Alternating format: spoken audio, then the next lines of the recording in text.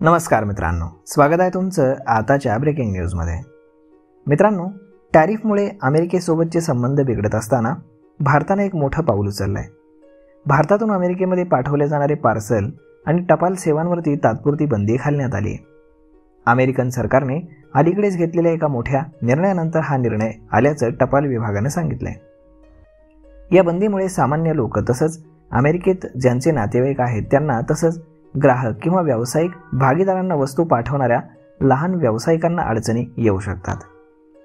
30 जुलै 2025 रोजी अमेरिकन प्रशासनाने एक कार्यकारी आदेश क्रमांक 143-24 जारी केला। या अंतर्गत American duty free de minimum exemption हे रद्द करण्याची घोषणा करण्यात आली आहे। पूर्वी $800 पर्यंतच्या वस्तूवरती कुठलंही कस्टम ड्युटी नव्हतं, परंतु ही सूट 29 ऑगस्ट 2025 पासून संपणार आहे। किंमत कितीही असली तरी आता अमेरिकेत जाणाऱ्या प्रत्येक पार्सलवरती कस्टम ड्युटी ही आकारली जाईल।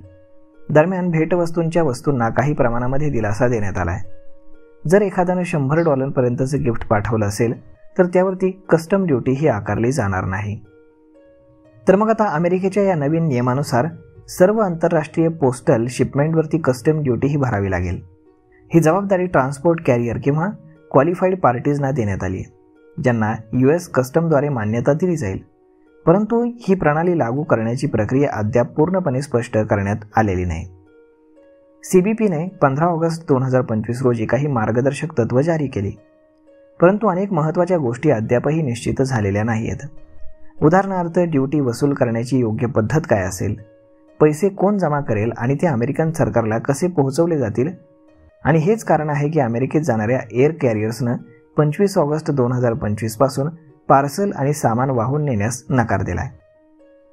यामध्ये टपाल विभागाने स्पष्ट सांगितलंय की 25 ऑगस्ट 2025 पासून अमेरिकेसाठी सर्व प्रकारच्या टपाल वस्तूंचं बुकिंग हे तात्पुरतं थांबवण्यात आलंय।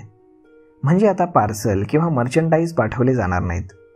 2 प्रकारच्या वस्तू अजूनही पाठवता येतील, ज्यामध्ये पत्र किंवा कागदपत्र आणि $100 पर्यंतच्या भेटवस्तू अमेरिकेमध्ये पाठवण्याची अजूनही परवानगी राहील। या बंदीमुळे सामान्य लोकांवरती परिणाम होईल, परंतु सर्वात मोठा परिणाम हा लहान व्यावसायिक आणि निर्यातदारांवरती होईल।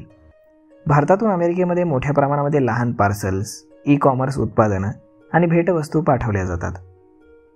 अशा परिस्थितीमध्ये जोपर्यंत ही बंदी उठवली जात नाही तोपर्यंत व्यावसायिकांना अडचणींना तोंड द्यावं लागेल। ही बंदी तात्पुरती आहे। टपाल विभागाचं म्हणणं आहे की ते अमेरिकन टपाल प्राधिकरण आणि कस्टमशी सतत संपर्कात आहेत। नवीन प्रणाली लागू होताच आणि कॅरियर्स पुन्हा तयार होताच ही सेवा पुन्हा सुरू करण्यात येईल। तर मग मित्रांनो, अशा पद्धतीने पोस्टानं हा एक मोठा निर्णय घेतलेला आहे। यावरती आपलं मत काय हे तुम्ही आम्हाला कमेंट करून नक्कीच सांगा।